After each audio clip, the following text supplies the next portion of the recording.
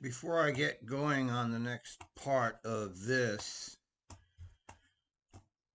I don't know how many people realize what a complete disaster the TriMet is these days. It's a complete and it's NBTA disaster. Now, NBTA has somewhat of a excuse, being it's older, much older, and much more corrupt. Massachusetts corruption is legend. The TriMet doesn't have these excuses of old age because it's a new transit system. It's young and it shouldn't be having these disasters. Yesterday there was a derailment, and there was a where's the other one? They had to pull all the goddamn FX buses off the road. And we don't know why. They just say they have to work with Nova to fix some kind of safety problem. So they have a derailment, which completely ruined the service, of course. And they have to pull all their buses off FX, and they're pulling buses off routes to cover for Max. It is a disaster of unprecedented proportions over there. It's not really even a transit system at all now. It's very haphazard. You should really think twice before using it because they become MBTA unreliable at this point. Plus, on top of all that, we're having incident after incident of fare inspector brutality against riders, and they're always poor people. Just like Eli ran into it yesterday. He was just sitting there and he was approached by one of those fare Nazis. And when he wouldn't acknowledge the Nazi, they went into all these machinations to get rid of him, called the police. I mean, they're out of control at TriMet. They're brutalizing riders over fares at the exact same time their system is 100% unreliable. The place is lost, folks. It's lost. In a world that made sense, they would clear that management out right now. But we don't live in that kind of world. We live in a world where the elites are complete control, and us poor citizens are stuck with this corrupted crime syndicate running our lives, and we don't have anything we can do about it, and there's no movement to change anything. They've been able to split us between red and blue, where we hate each other, so there's no coming together at all to try to solve problems. And so we're already doomed as a society. I can see it, but we're doomed as far as government being of any use to us. They just, now it's nothing but an extraction system, extracting your wealth so the executives of TriMet can all live a good life. Meanwhile, your transit system doesn't exist. And these people here, these idiots, they don't acknowledge any of this. They just think it's the greatest place. I mean, how many times have I heard them talk about how wonderful everything is going over there? Now, either they're completely misinformed, in that case they shouldn't be on the board, or they're liars, and in that case they shouldn't be on the board. Because this system is collapsed, folks.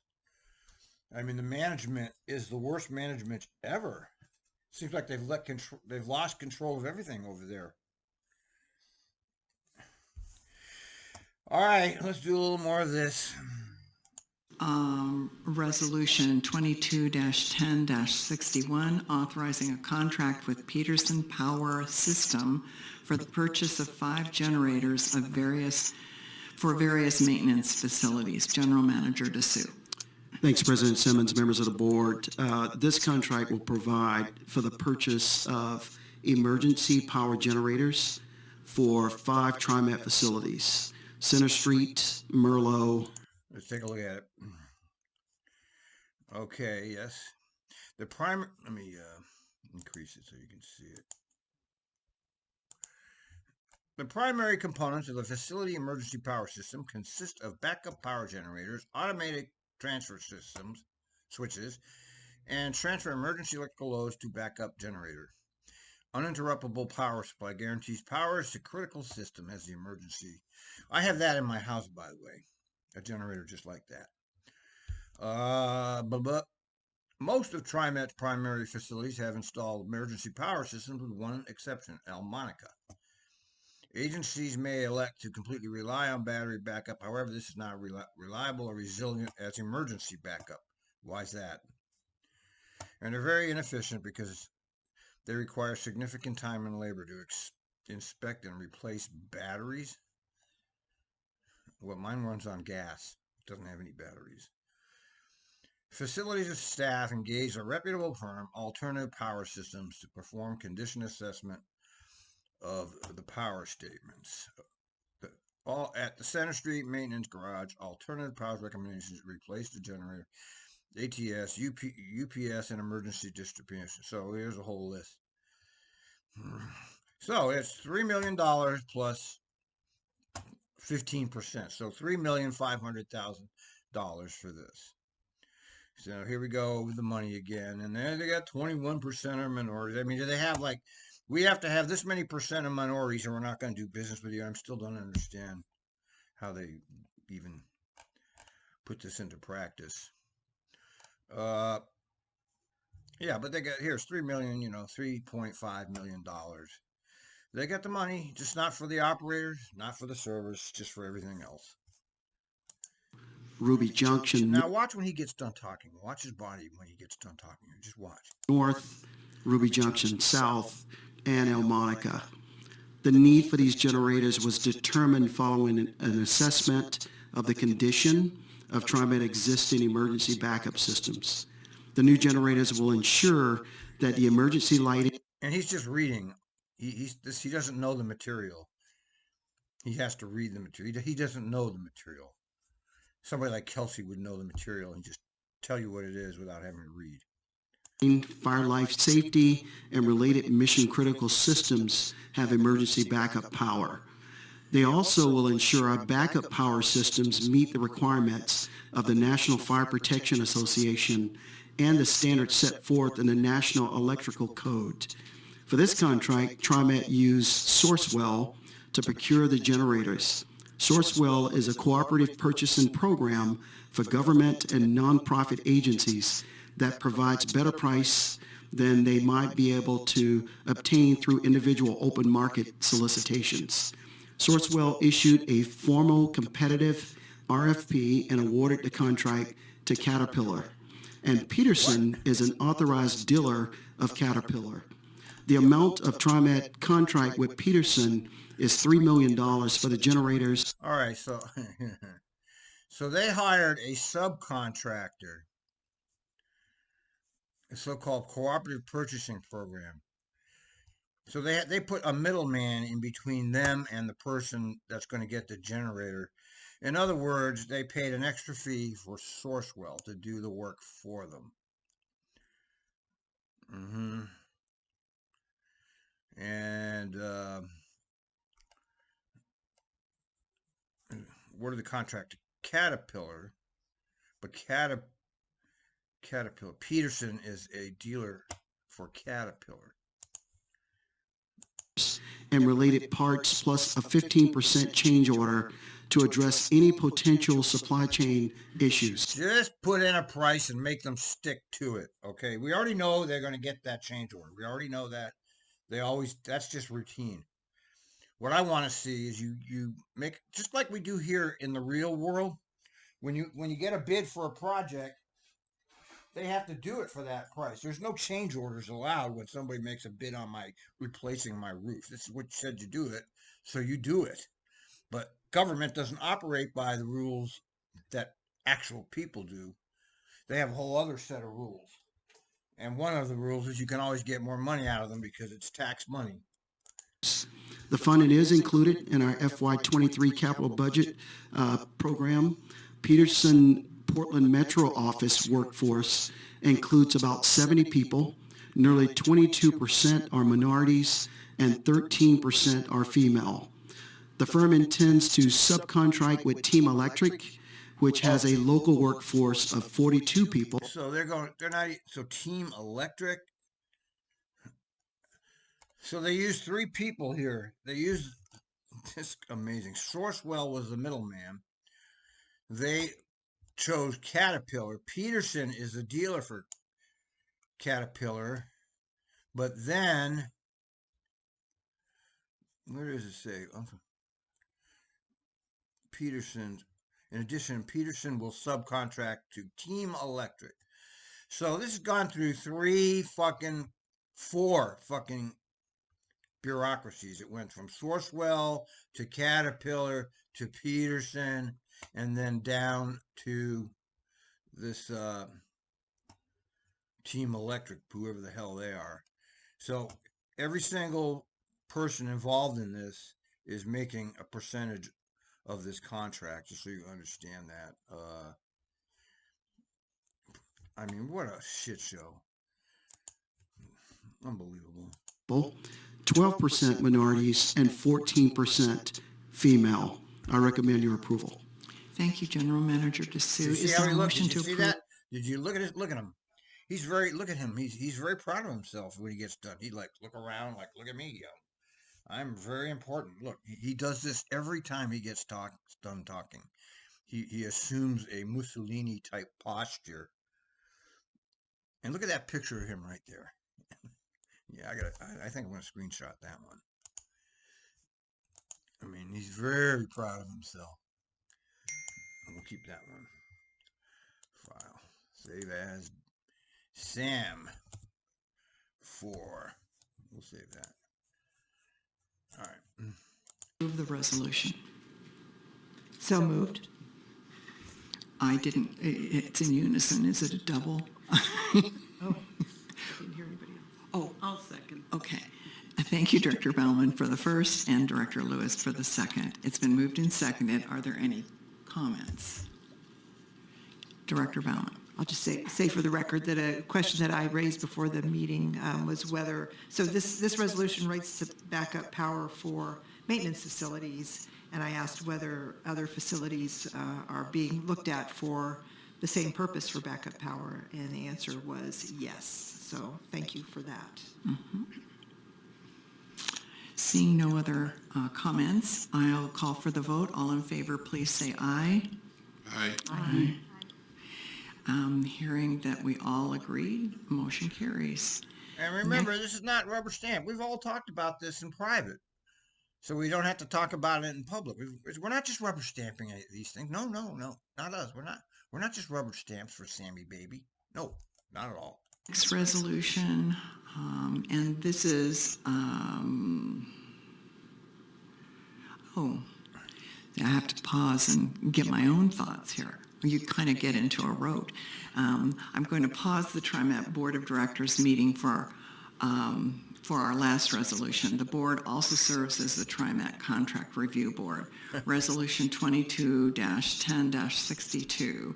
I convene the TRIMET Contract Review Board so we can consider authorizing an exemption from competitive bidding requirements for a contract for design build services for the Park Avenue Park and Ride expansion. All right, now this one I have a real problem with. First of all, they have a whole department of engineers that could design this. And second of all, what the hell are they doing expanding a parking garage when ridership is never going to come back to the way it was? Okay, let's read it. In September 2015, TRIMET completed the construction of the Park Avenue Park and Ride. Concurrent with the completion of the Max Orange Line, the Park and Ride was built to provide parking for riders of the line. No shit. When the original garage was designed, it was anticipated that 2 additional floors might be needed in the future. And it's not needed because the ridership is not coming. It's not needed. Get that through. It's not needed. Therefore, TRIMET required the original design to accommodate possible construction of additional floors in the event future capacity became necessary. It's not necessary. We know that. TRIMET staff determined the projected R-Line's ridership is sufficient to warrant construction of additional floors. And we know that's a lie. because we know that the ridership is low, but apparently they have a lot of pork there. They have to hand it out. Now they don't even want to do bid. They want to give this to their particular pals. They want DB Contractor, whoever the hell he is. DB Contractor will do the design and carry out the construction. So how much are they giving them? Let's see. We are exempting us from low bidding because we'll give it to who we like. Where is the money? Where is the money? I don't even see the money in here. Wait a minute. Where's the fucking money?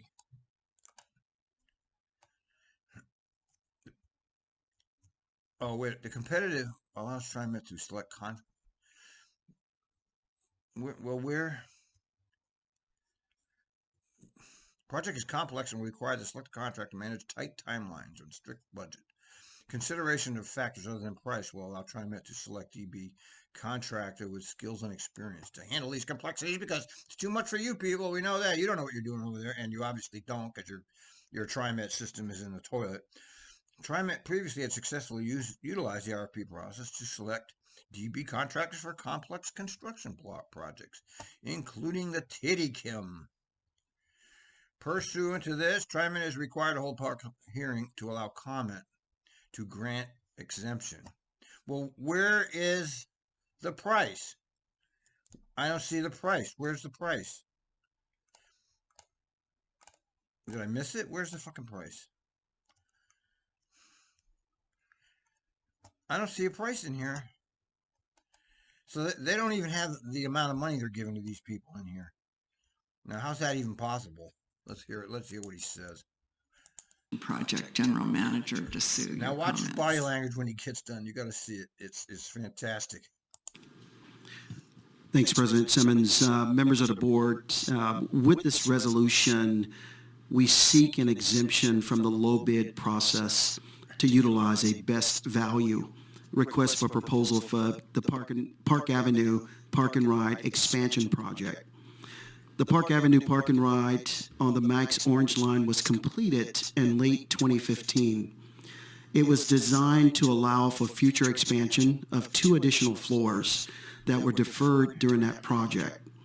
Using savings from the Orange Line project, we now have FTA approval to move forward on adding those 2 floors. The board's approval of this. So wait a minute. Okay, well that might explain where they have money left over from the Orange Line. I thought they were supposed to give that back, by the way. Apparently they didn't. I find this interesting that there's no price in here. Very unethical. So they exempted it from the low bid contract. They picked the guys they liked, and they don't even tell us how much money is involved for something that is definitely not needed, which is additional parking. So it's very sketchy, but this is TriMet for you. This resolution will allow TriMet to enter into a competitive RFP process that selects a design build contractor based on many factors, including price. Well, I don't understand. Maybe they're going to come back with the price. I don't get this. They've already selected the contractor. This is the contractor. We're not going to do the usual low bid. We're going to give it to these people because they're our buddies, and that's what we want to do. But I think I don't know. Wait, there's an exhibit. Where's Exhibit A? Wait a minute. Let's see here. I don't see an exhibit. I don't see any exhibit here, so I don't know. Project includes specialized work with tight deadlines and a strict budget. It's a goddamn parking garage. How specialized is it? For Christ's sakes, man, give me a break. It's a goddamn parking garage. Use of the competitive RFP will provide for considerations of factors such as skill and experience to manage its complexities. As such, the complexities of our parking garage is very complex. We've never built a parking garage in the history of the world, and it's very complex. We must have certain skilled engineering people that know how to build a parking garage because it's so complex. Competitive RFP process was also used for the original construction of the park and ride, and a competitive RFP process helps support workforce diversity. I don't know what he's talking about. So I guess they're going to do. This is backwards. I mean, they've already selected the contractor, but they haven't done the RFP. This is why I like to watch these things, because you can see how sketchy they are when you're really paying attention. You can look at this facial expression. I'm gonna take another screenshot. Hold on, I'm getting some good Sammy photos here. Oh God, Sam. Sorry, Sam. It's not personal, Sam. It's just business. Okay. And subcontracting with small businesses. The cost of the work is included in the Engineering, Construction, and Planning Division's FY23 budget, and I recommend your approval. Okay, he just said the cost is in the budget, but the cost is missing from the resolution. So in other words, he knows how much this is going to cost, but it is not in here. Now, why is that? Okay, why is that? Why is the cost not in here? The exemption is unlikely to cover favoritism. Oh, no, yeah, right. It's exactly favoritism. You've already selected a contractor. That's called favoritism. You know, this is government, man. They lie to your face, and people believe them. Awarding the public improvement contract under the exemption will likely result in substantial cost savings. And how do you know that? Because you didn't bid it out. You don't know that. That's just lies. Thank you, Look, do you General see that? Manager Do you see? Dessou. Is there See a what he motion? did? Did you see what he did out? He did his little move there. Look at me. He got done and he did his rollback Mussolini type. Look at that picture of him. Getting a lot of good shots of you, Sam. And thank you, Director Edwards. Is there a second? Second. Thank you, No discussion about a useless parking garage right now? Director Lewis. It's been moved and seconded. Does anyone wish to make a comment? Hearing none. All in favor? This is ridiculous. Aye. I didn't hear everyone. Is there anyone opposed? Hearing none. Motion carries.